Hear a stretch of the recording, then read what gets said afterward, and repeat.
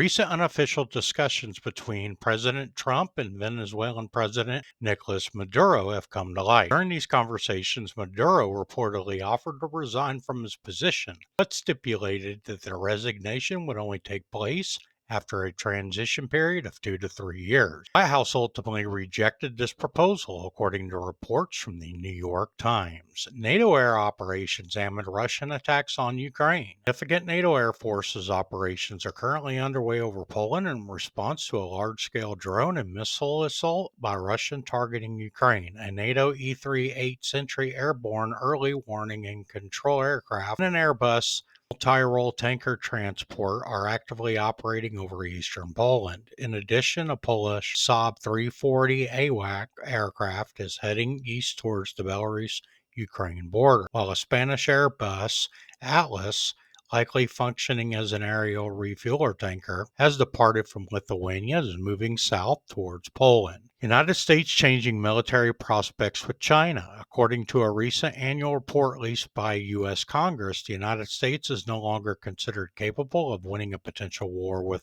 China. This report highlights that China's military buildup is progressing much faster than previously anticipated. By 2027, China is expected to gain an advantage, particularly in a possible invasion of Taiwan, either by achieving victory or making the cost of intervention prohibitively high for the U.S.